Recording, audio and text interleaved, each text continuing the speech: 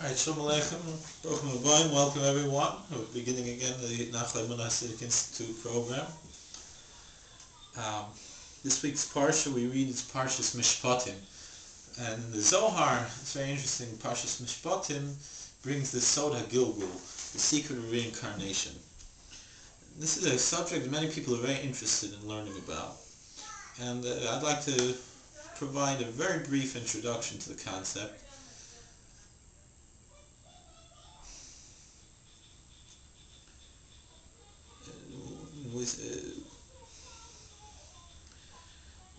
One major thing that people like to bring up is that they think that that everyone likes to quote people who are a little bit, outside of the mystical realm. The more they want to try to bring about a more rational, quote-unquote, approach to Judaism, and also I would say the word mystical also, quote-unquote, but that a lot of people like to quote the Rav Saadia Gaon in Amunos V'Deos, where it seems that he's saying that there is no such thing in Yiddishkeit as the Sod gilgul. Now, this has been misunderstood, and also you have to, first of all, understand the context where he's saying it historically. That's the first point. It's well established that what's considered, I would say, mainstream Islam, and by them they don't believe in reincarnation. So, living in a Muslim country as a Jew, he had to be very careful not to say anything that would offend the authorities of the time and place where he was living. There wasn't, the freedom that we enjoy, thankfully, today. And since this was a secret doctrine, he had no reason particular to bring it out. Furthermore, the Sefer Amunos V'Deos is largely a work of philosophy, and he was addressing the Greek philosophers who wanted to ascribe the concept of reincarnation as a philosophical, logical argument. And generally, the Kabbalists did not take this approach, although we do see the concept that the Sod gilgul answers many questions that we have.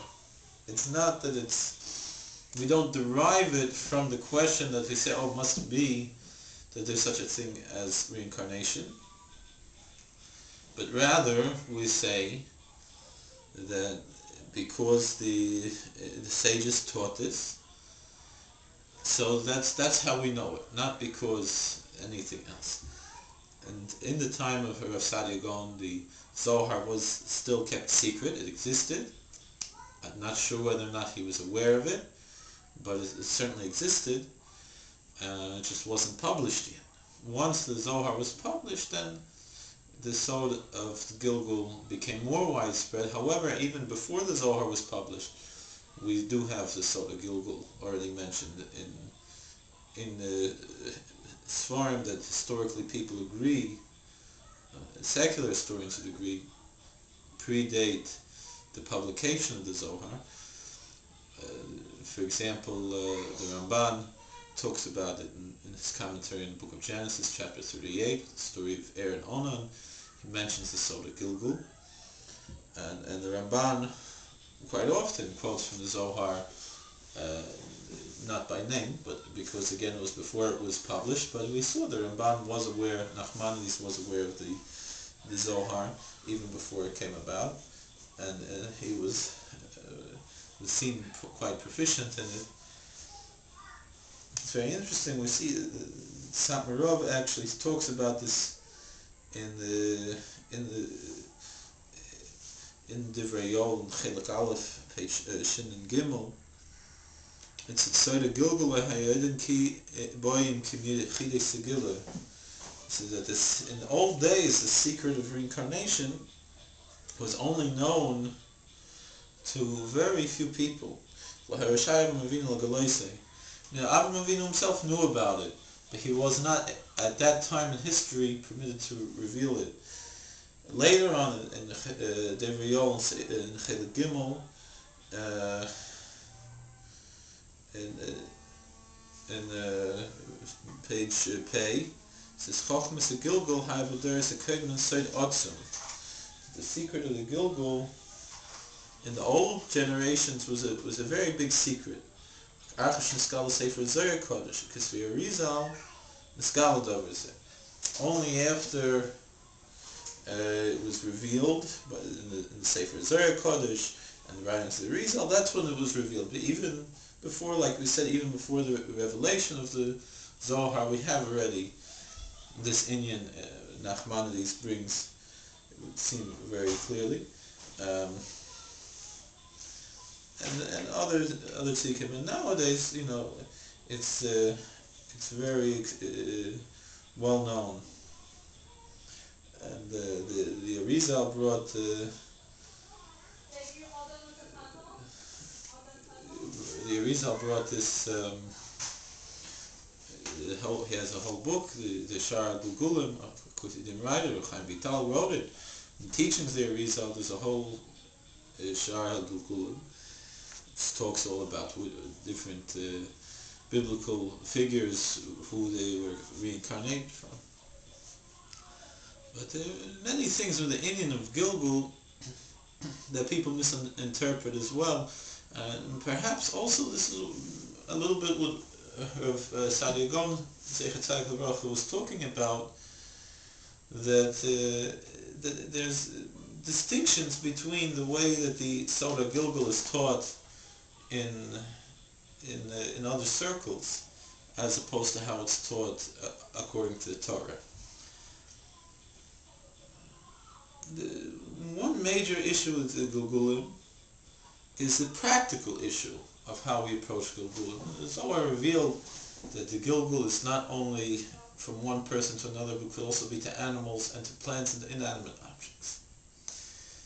And the concept of the reincarnation into animals is a tremendously practical concept in the way that we conduct our lives as Jews. Many are not aware of the depth behind the teachings. And so, it brings a stark contrast between the way that the concept of reincarnation and transmigration of souls is approached in other cultures, as opposed to how the Torah teaches it, the way it really is. Although also the difference is also between the way we approach spirituality and physicality, that the Torah teaches as one God, everything is unity. And other cultures teach many, maybe they say ultimately it's all one, but they have, period, they have a lot of different directions, and so they have a totally different approach that separates the spiritual from the physical. And denies the physical. Depending on different cultures, it's very complicated. It's not so simple. But the most striking point that we can bring up in how we approach the Soda Gilgul, the secret of reincarnation, is as far as eating is concerned. It's well known in the Hindu culture that many will not eat beef because they say that the cow is a reincarnated person, and that's we can't eat it. That's what they say according to the Hindu belief. In the Jewish belief, in the Torah belief, it's the exact opposite. We will say that the person was reincarnated to an animal so he can receive some rectification of his soul. Therefore, we need to eat it with a blessing before and a blessing after. Use that energy to serve God.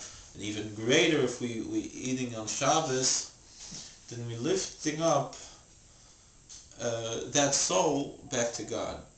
And it's very interesting. It's the reason why we eat fish on Shabbos, because the Kabbalah teaches that if someone was on a higher level, a holier level, to be reincarnated as a fish. Why? One thing about the fish is that the fish is always in the water. It lives in the mikveh. Another issue with fish is the fish doesn't need shechita to be eaten. So let's say a person reincarnates as a cow, a chicken, a sheep, a goat, then part of the tikkun on his soul is that he should go under kosher slaughter. And that pain is part of the spiritual rectification, but also the blessing that said before the shochet begins to shecht in the beginning of the day, he's bringing a blessing to that soul. We'll continue on the next video.